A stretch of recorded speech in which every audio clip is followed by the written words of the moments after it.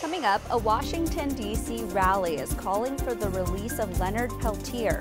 We take a deeper look into the debate surrounding the potential name change of a national forest in Ohio, and Congress is back in session. We get an update on the growing divide that may lead to another government shutdown.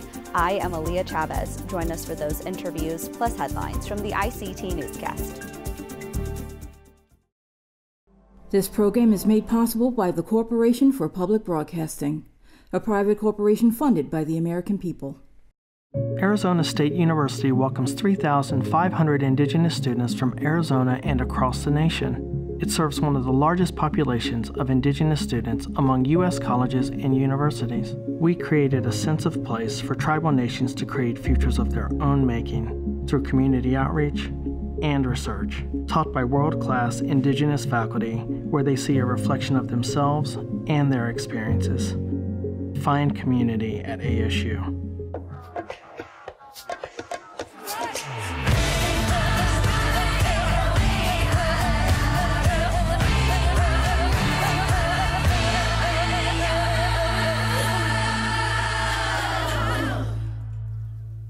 Amadawa Hopa, thank you for joining us.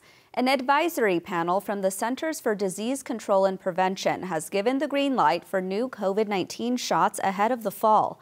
Officials are recommending that all Americans 6 months and older receive the updated shot. Vaccinations are expected to begin later this week, with officials urging people to get both the COVID and flu shot if they can in the same visit. Earlier this week, the Food and Drug Administration approved the newest shots from Moderna and Pfizer. The FDA is not calling this latest round a booster, but instead a vaccine to better match the new COVID-19 variants. Shots will be free if you go to an Indian Health Service location and will also be free to most Americans through private insurance or Medicare. Dr. Loretta Christensen, the Chief Medical Officer of the Indian Health Service, spoke to ICT. We have vaccines to prevent disease, and we have the opportunity to keep people safe. And I'd just like to encourage people to step up and keep doing that. And I also want to encourage, if you missed other vaccines, this is the time to get with your provider and get those caught up. In New York State, the clock is ticking for school districts to finally trash their offensive Native American mascots and logos. So far, at least one district is taking concrete steps. The state's Board of Regents set a deadline for the removal of the mascots. That date, the end of the 2024 to 2025 school year. Last week, the Owego Appalachian Central School District shelved its Indian mascot in favor of the Riverhawks. It unveiled a temporary logo until a new one is picked. Some 55 school districts in New York have racially insensitive mascots and need to change them under the Regents' policy. We turn now to the Central Plains, where bison are getting a helping hand. The Interior Department last week announced $5 million in funding to help restore bison populations in habitat and tribal communities. Interior Secretary Deb Haaland said the plan is to tap indigenous knowledge in the effort to return bison to tribally owned lands. $3.5 million of the funding will go to the Intertribal Buffalo Council's Herd Development and Apprenticeship Program. In Kosovo, which is in the southeastern part of Europe, a Navajo woman is set to begin her third year as a professional basketball player. After playing college ball at San Jose State, Annalise Benally wanted to keep her career going. So she headed to Romania and then Albania, and now she's in Kosovo with her third pro team training for the upcoming season. She recently took time to shoot scenes for the upcoming Netflix series Rez Ball, which is about a high school hoops team on the Navajo Nation. Benally told ICT she loves the travel aspect of her career. Basketball has taken me so many places from the time I started AAU in 6th and 7th grade, like just going state to state, meeting people, meeting new girls, working with new coaches, and then me being able to go play D1 and get like a full ride, and me being flown out to Europe and just being able to play there and do it full time. I love traveling and I like the aspect of that. So it's probably one of my favorite parts besides playing. And those are the headlines for the ICT Newscast.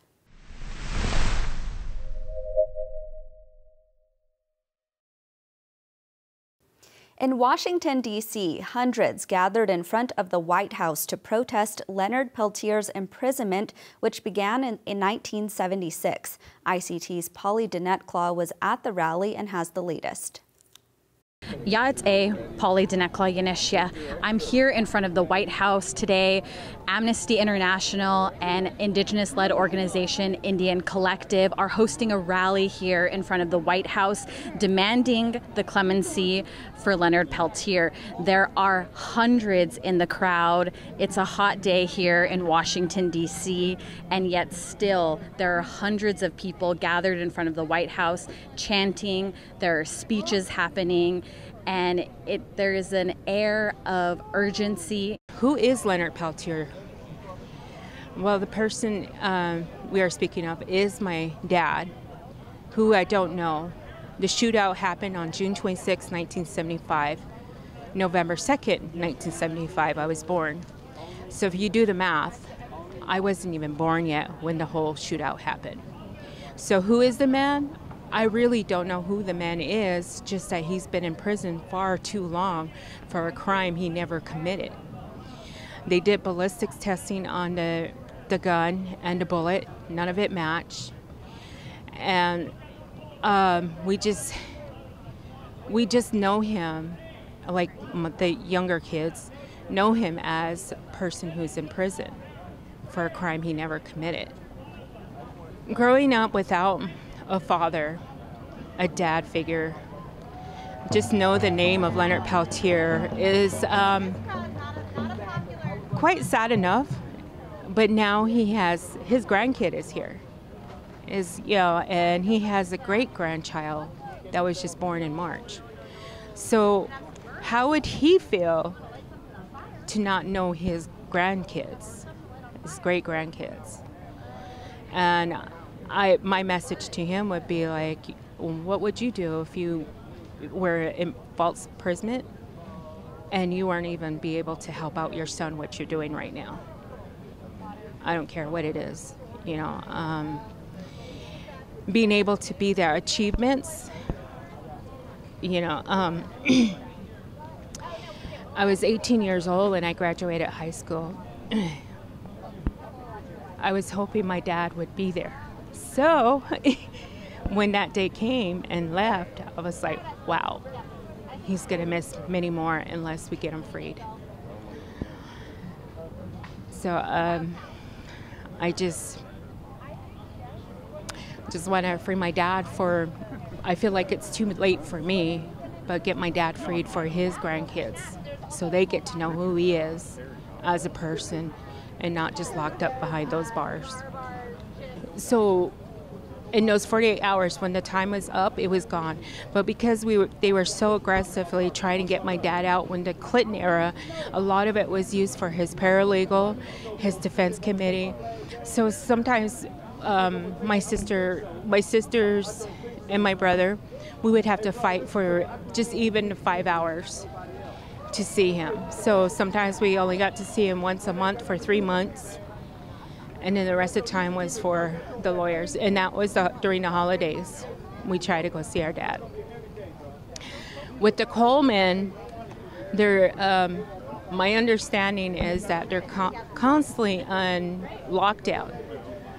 So even trying to see my dad is not even a chance. I got to see him once, and that was 3 years ago. We're here to support Leonard Peltier and his incarceration for over 45, 6, 7, 8 years. And he's been unjustly incarcerated at different prisons throughout the country.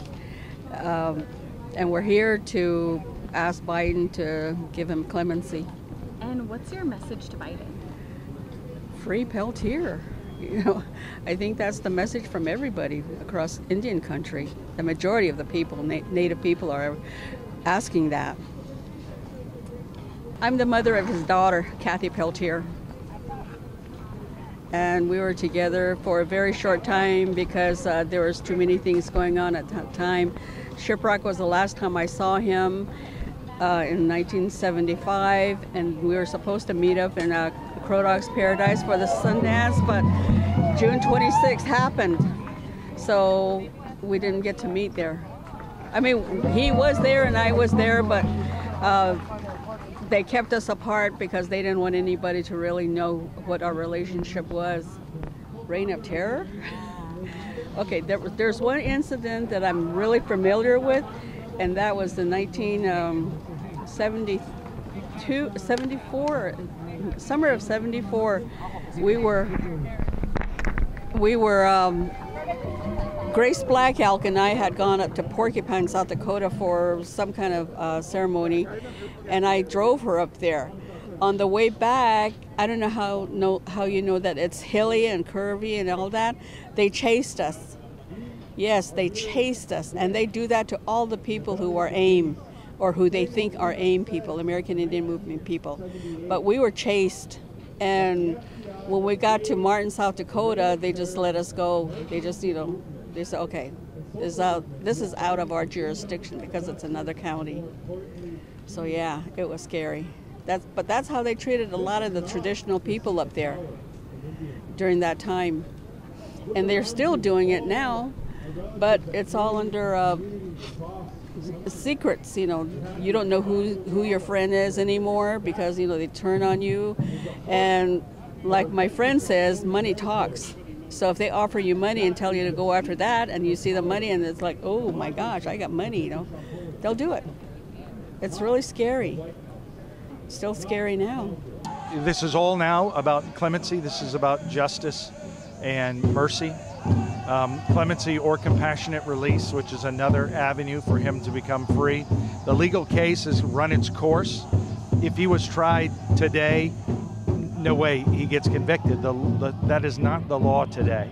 The violations that law enforcement committed, that the U.S. Attorney's Office committed at that time, the threats, the intimidations, the constitutional violations. One of the jurors was an admitted racist against Native Americans. She admitted that on day 2. It's a Sixth Amendment violation. Today, this case gets tossed.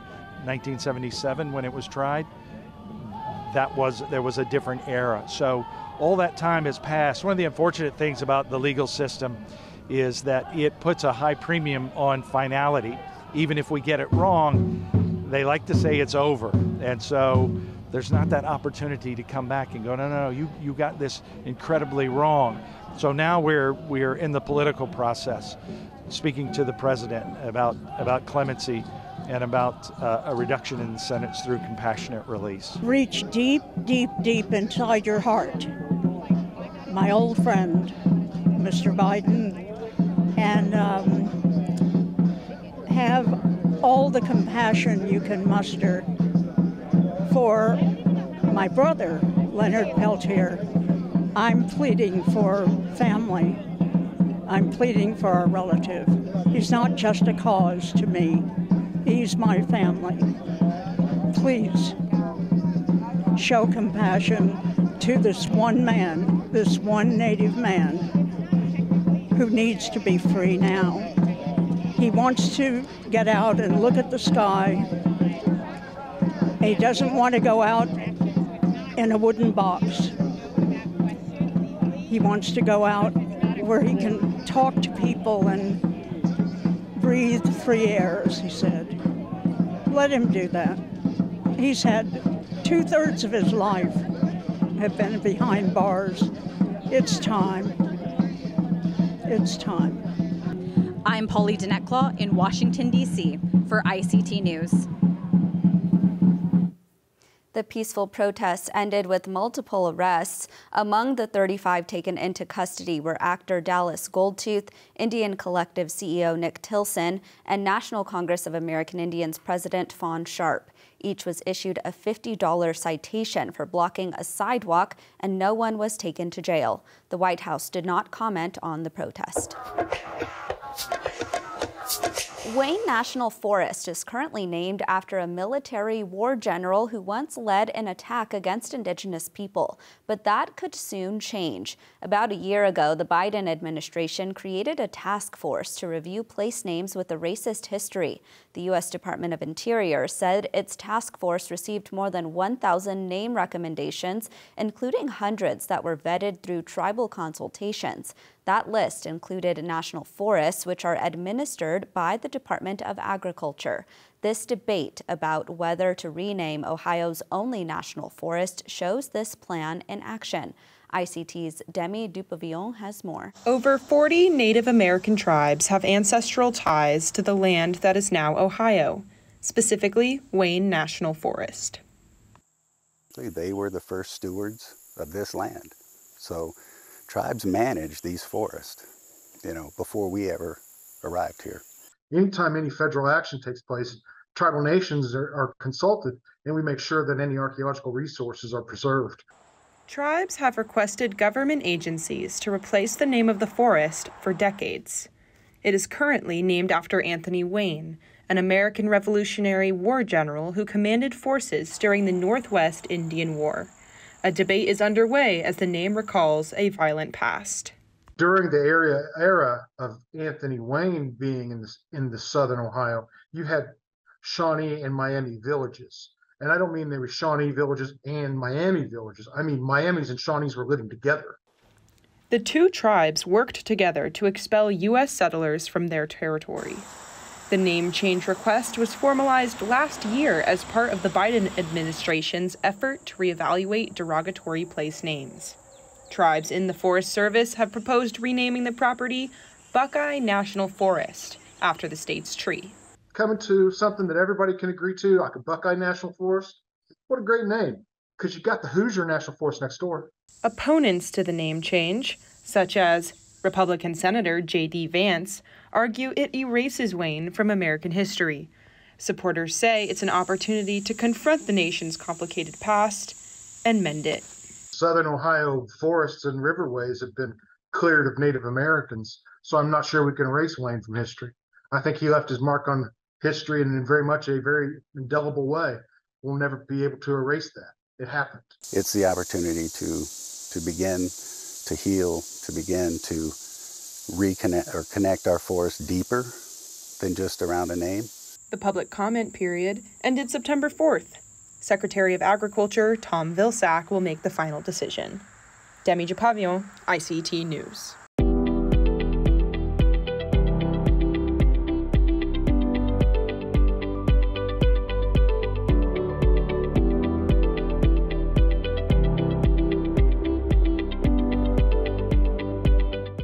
Congress is back in the Beltway and hard at work to pass a spending bill by the September 30th deadline. But with a highly polarized environment, how likely is it that a shutdown can be avoided?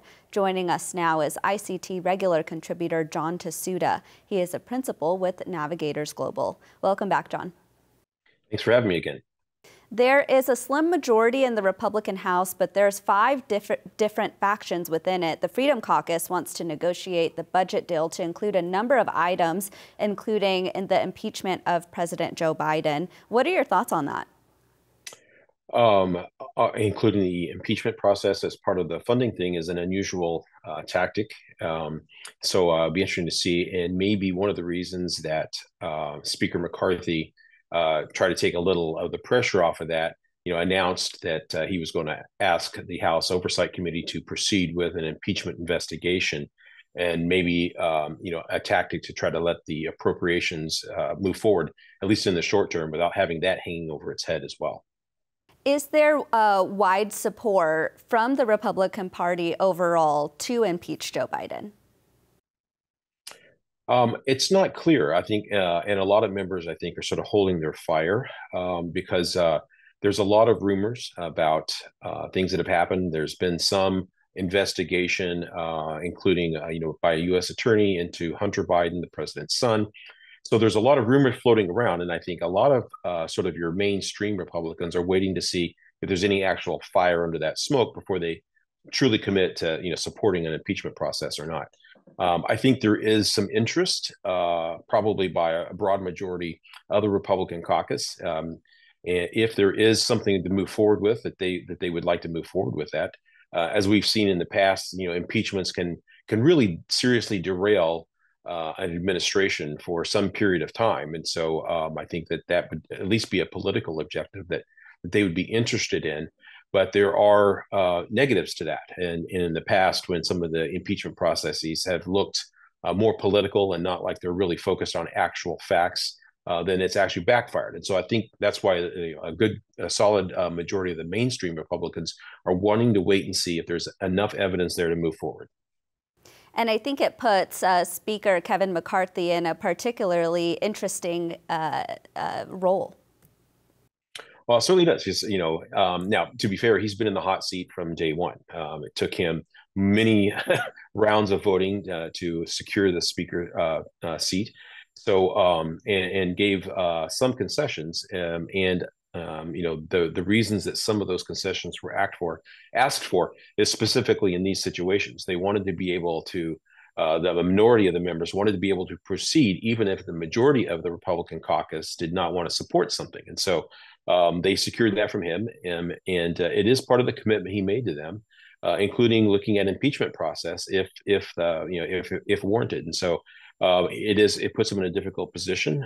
He's a very deft political operator, and communicates well with his caucus. So if anybody can pull it off, it's probably him. But it is a difficult spot to be in with all of the other pressures coming down: budget, funding, end of year funding, et cetera. So it certainly is a crushing time with priorities. We know that former President Donald Trump was impeached twice. And with this new inquiry, do you think it's a dangerous precedent to set?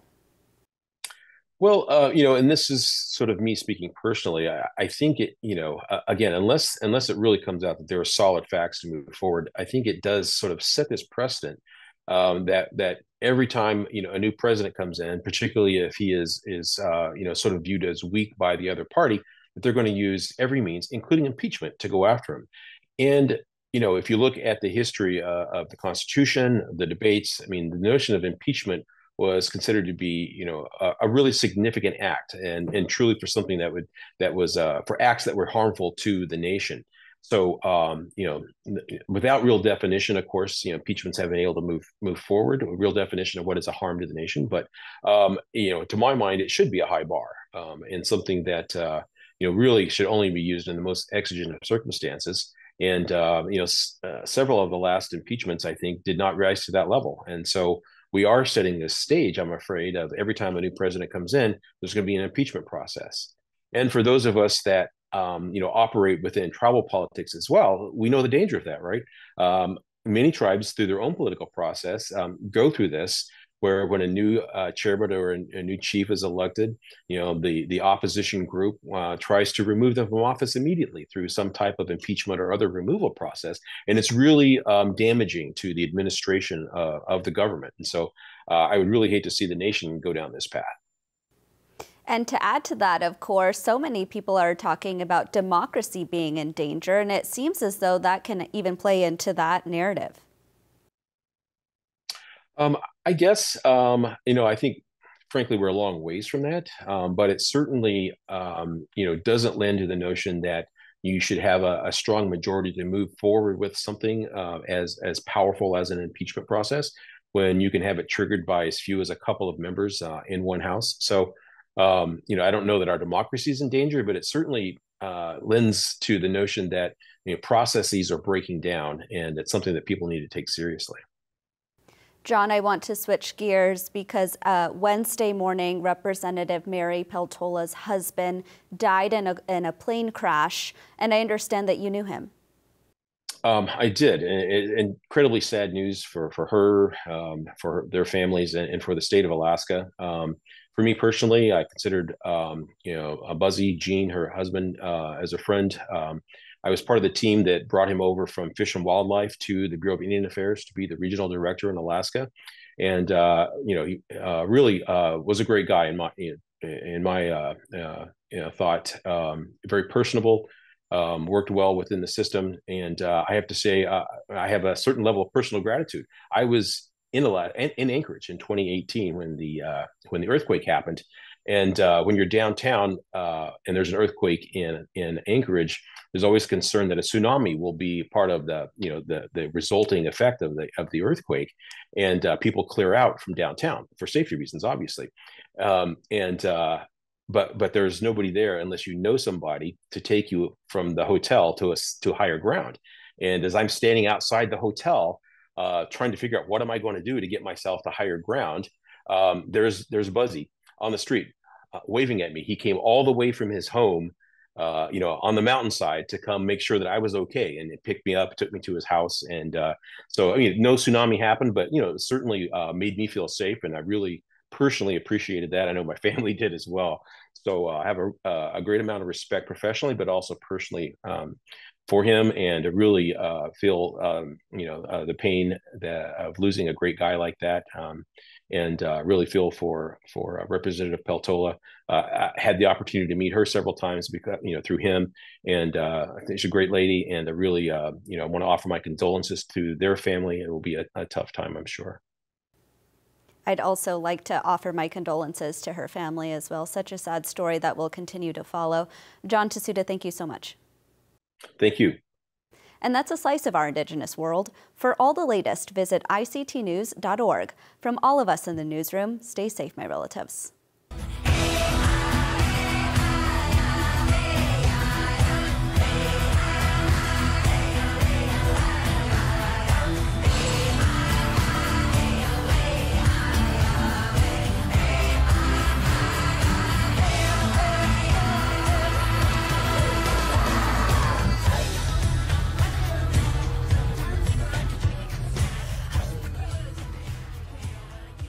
This program is made possible by the Corporation for Public Broadcasting, a private corporation funded by the American people.